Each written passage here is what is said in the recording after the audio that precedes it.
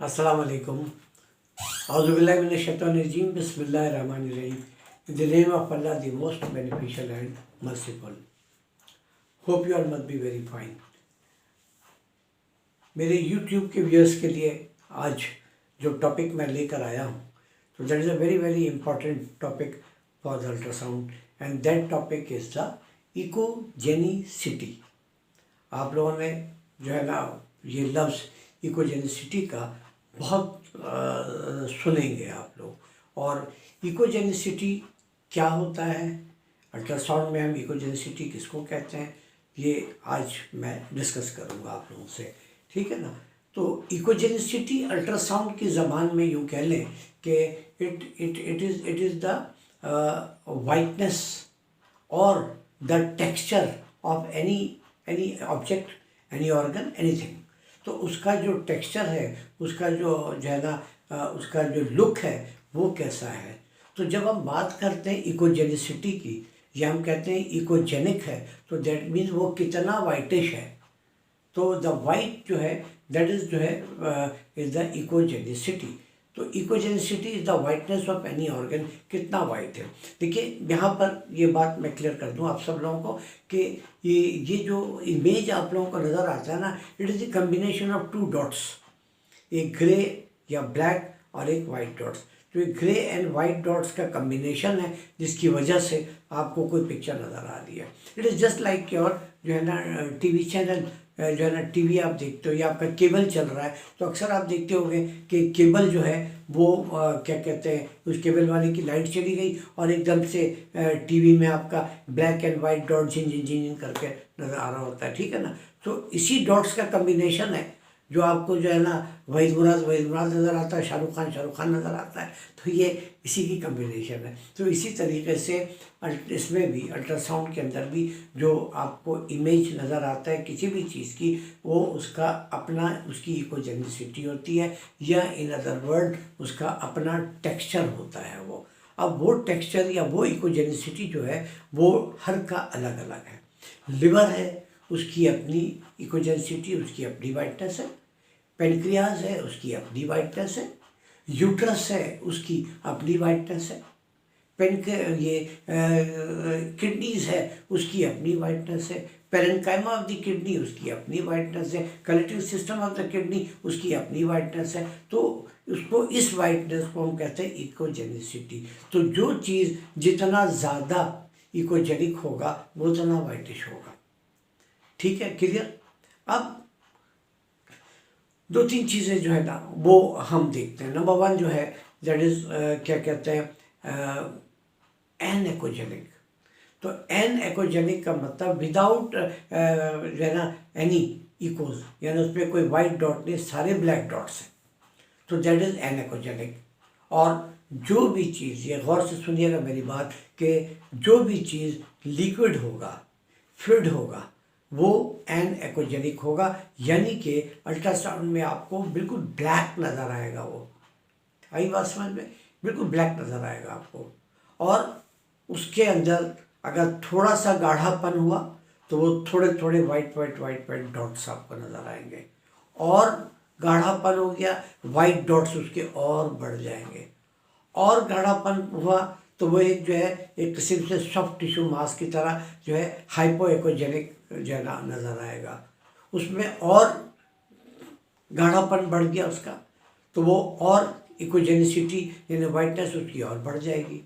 वो और ज़्यादा सख्त हो गया, उसकी वाइटनेस और बढ़ गई. तो इकोजेनिसिटी या वाइटनेस आम लफ्ज़ों में आप कह सकते हो इस चीज़ को. तो जिस चीज़ की इकोजेनिसिटी, हर चीज़ की अपनी अपनी इकोजेनिसिटी है. तो हमारे बॉडी में जो सबसे ज़्यादा इकोजेनिक जो क्या कहते हैं ऑर्गन है, तो that is the pancreas. Pancreas की इकोजेनिसिटी या पेनक्रिया की वाइटनेस जो है वो सबसे ज़्यादा है. उसके बाद पेनक्रिया के बाद जो वाइटनेस आती है वो आती है लिवर की. लिवर की वाइटनेस या लिवर की इकोजेनिसिटी जो है वो पेनक्रिया से थोड़ा सा कम होती है. और लिवर से थोड़ी सी कम वाइटनेस या कम इकोजेनिक जो होता है दैट इज़ द स्प्लीन. और लिवर और स्प्लीन दोनों की इकोजेनिसिटी या उसकी वाइटनेस से जो कम वाइटिश होता है, that is the parenchyma of the kidney, right. और इसी से लगभग 19-20 जो होता है, that is the echogenicity of the uterus. और इसी यूट्रस के से थोड़ी सी कम इकोजेनिक जो होती हैं वो दोनों ओवरीज होती हैं। तो हर ऑर्गन का अल्लाह ताला ने जो है ना अपनी अपनी पहचान, अब देखिए जो है ना क्या कहते हैं, इस दुनिया में मिलियन बिलियंस ऑफ दुनिया में लोग हैं, लेकिन हर की अपनी अपनी शनाख्त है, हर की अपनी अपनी जो है ना लुक है। कोई आप देखो कि जो है ना बिल्कुल एक जैसा नहीं होता, ठीक है। बहुत से ट्विंस होते हैं, बहुत से होते हैं, या बहुत से लोग एक दूसरे की शबाहत तो होती है उसमें, लेकिन 100% एक जैसा नहीं होता है ना। तो हर का अपना अपना टेक्सचर है, अपना अपना लुक है, और ये अपना टेक्सचर या अपना लुक जो है ये डिपेंड करता है कि कैसा है, क्या है। तो अल्ट्रासाउंड जब आप करोगे तो जो है आपको कैसे पता चलेगा कि हम जो लिवर देख रहे हैं इसका नॉर्मल है, या ये हाइपर इकोजेनिक है, ज़्यादा वाइटिश है, या ये कम इकोजेनिक है, कम वाइटिश है, कैसे हमें पता लगेगा? तो पहले आपको नॉर्मल का पता होना चाहिए। नॉर्मल अगर आपके हार्ड डिस्क में सेफ है तो जो है ना एबनॉर्मल को आप फटाक से पहचान लोगे। अब आप बोलोगे कि नॉर्मल क्या है सर, मैं कैसे समझूं? तो दिस नीड्स प्रैक्टिकल। आप प्रैक्टिकली जितना ज़्यादा फर्ज कर लो कि आपने जो है ना 1000 जो है ना लिवर नॉर्मल देख लिया, तो कुदरत की तरफ से नॉर्मल लिवर की इकोजेनिसिटी आपके माइंड में खुद सेट हो जाएगी, आपको कुछ करने की ज़रूरत नहीं है, ठीक है ना। आपका माइंड सेट हो गया कि ये जो है ये नॉर्मल है। और अब जब उससे हट के कोई चीज़ नज़र आएगी तो आप खुद बोलोगे कि नहीं भाई ये तो जो है ना मेरा दिमाग एक्सेप्ट नहीं कर रहा है। तब आप उस पर वर्क करोगे। जब आप उस पर वर्क करोगे then you will come to know, अच्छा नहीं ये तो ये मसला है इसमें। तो इकोजेनिसिटी इज़ वेरी इंपॉर्टेंट, और इंशाल्लाह आप लोग जब प्रैक्टिकल करो तो हर चीज़ की इकोजेनिसिटी आप देखो। अगर एक चीज़ नॉर्मल है तो बहुत सारे नॉर्मल जब आप देख लोगे तो उस ऑर्गन की नॉर्मल इकोजेनिसिटी आपके माइंड में खुद सेट हो जाएगा। आपको कुछ करने की ज़रूरत नहीं है, लेकिन ये इट नीड्स टाइम। वक्त is very important, it needs time. और टाइम जो है वो डिपेंड करता है कि आप कितना देते हो भाई, आप कितना प्रैक्टिकल कर रहे हो, कितना स्कैनिंग आप रोज़ कर रहे हो। तो ये हर का अपना अपना होता है। हो सकता है कि किसी एक लिवर को देख करके मैं इसको कहूँ कि ये लिवर जो है फैटी लिवर है, इसकी वेलोसिटी ज़्यादा है। हो सकता है आप उसको स्कैन करके आप बोलो नहीं जी ये तो नॉर्मल है मेरे साथ, ठीक है, वो आपकी फाइंडिंग है। ये मेरी फाइंडिंग है कि हाइपर एकोजेनिक है, ये मैं कहूँगा ये फैटी लिवर है, हाइपर एकोजेनिसिटी है इसमें। आप बोलोगे नहीं जी नॉर्मल, ठीक है दोनों। अब हम दोनों में से हु इज़ करेक्ट, कोई ना कोई एक तो करेक्ट होगा। फिर ये डिपेंड करता है, फैसला करेगा वो कंसल्टेंट जिसका कि वो पेशेंट है, या जिसको आप क्लिनिकली आप देख रहे हो। क्लिनिकल अगर आप उसके हिस्ट्री ले रहे हो then your diagnosis must be may be much correct, ठीक है ना। तो वो डॉक्टर बोलेगा नहीं भाई ये तो फैटी लीवर है, देखो ये तो 80 साल का बूढ़ा है और जो है ना इतनी उम्र में तो फैटी लीवर हो ही जाता है, और उसके बाद जो है ना आप कैसे कह रहे हैं कि ये नॉर्मल लीवर है।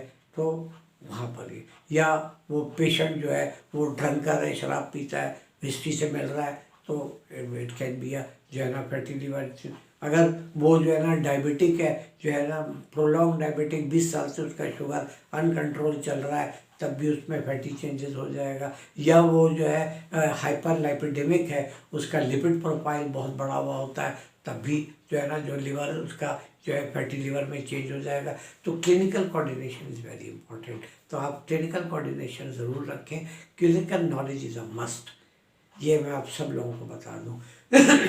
तो इसीलिए जो मेरा इंस्टीट्यूट है डॉक्टर वसीम इंस्टीट्यूट जो है अल्ट्रासाउंड ट्रेनिंग का, इसमें हम क्लिनिकल भी आप तमाम स्टूडेंट को सारी क्लिनिकल नॉलेज भी हम देते हैं, बिकॉज क्लिनिकल नॉलेज के बगैर अल्ट्रासाउंड मैं समझता हूँ कुछ भी नहीं है। वो सिर्फ एक इमेजर आप बन जाओगे कि आप सिंपली इतना ही रिपोर्ट कर पाओगे, a mass seen in the liver, finish. इससे आगे आपको कुछ नहीं पता। लेकिन अगर आपका क्लिनिकल नॉलेज है तब आप इसी रिपोर्ट को शायद इस तरह लिखो कि सिस्टिक मास विथ इंटरनल लीकोज seen in the right lobe of the liver measuring इतना इंटू इतना सेंटीमीटर टेंडर ऑन प्रोबिंग, और उसके बाद आप नीचे लिखो keeping in view the clinical fact. क्यों कि आपने जो है क्लिनिकल फैक्ट जो है उसको भी आपने जो है ना लिया हुआ है, आपको आता है क्लिनिकल हिस्ट्री लेने, आपको क्लिनिकल नॉलेज है, आप फिर उसका जिक्र भी अपने रिपोर्ट में लिखोगे और फिर आप बोलोगे keeping in view the clinical fact the above findings are suggestive for liver abscess. तो ऐसी रिपोर्ट पढ़ने का तो मज़ा है ना, कंसल्टेंट भी बोलेगा यार वाकई क्या रिपोर्ट दिया आपने जो है ना, तो वो बोलेगा हाँ भाई मेरे सारे पेशेंट जो है अब से इन्हीं के पास जाएंगे। तो दिस इज़ द वे।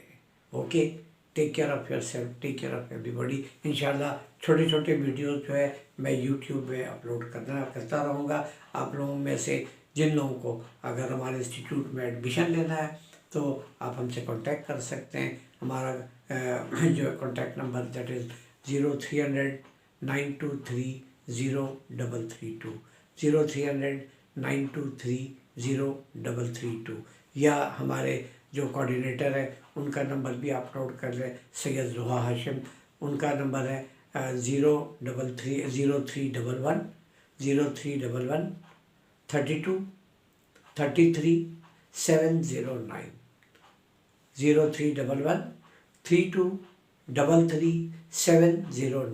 तो आप एडमिशन के सिलसिले में अगर कुछ पूछना चाहें तो यू आर मोस्ट वेलकम, आप पूछें, इंशाल्लाह we are going to help you out. यहाँ मैं बता दूं कि हम कराची बेस हैं, वी आर फ्रॉम कराची, और कराची में जो है यहाँ के भी स्टूडेंट्स होते हैं हमारे पास, पूरे पाकिस्तान से स्टूडेंट्स होते हैं, पूरी वर्ल्ड से स्टूडेंट अल्हम्दुलिल्लाह हमारे पास इंटरनेशनल स्टूडेंट भी होते हैं। ठीक है, ऑनलाइन क्लासेस भी हम ले रहे होते हैं और प्रैक्टिकली जो है हमारा जो कराची कैंपस है यहाँ भी क्लासेस हो रही होती हैं।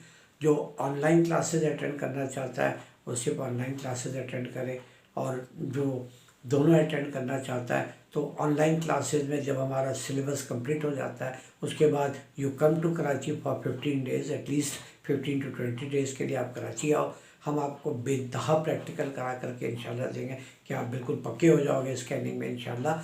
और साथ साथ उन्हीं दिनों में अगर आप Sindh board of technical education के एग्ज़ाम में भी अपेयर होना चाहोगे तो हम आपको उन्हीं दिनों में इनवाइट करेंगे कि आप आओ, प्रैक्टिकल भी हो जाएगा और सिंध टेक्निकल बोर्ड के एग्ज़ाम में भी आप अपेयर हो जाओगे।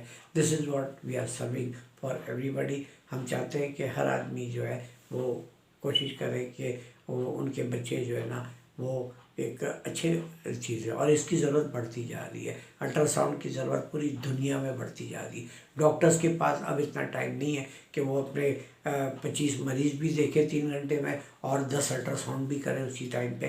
तो इसीलिए जो है अब ये चीज़ जो है सोनोग्राफर्स पूरी दुनिया में कर रहे हैं। तो you can join this program, it is a very very interesting, it is very very helpful for the doctors, it is very very pain. जी, एक ठीक ठाक जो है ना आपकी ज़रिया माश शुरू हो जाती है अगर आप एक अच्छा अल्ट्रासाउंड करने लगते हो। Take care, wish you all the best, अल्लाह हाफ़िज़।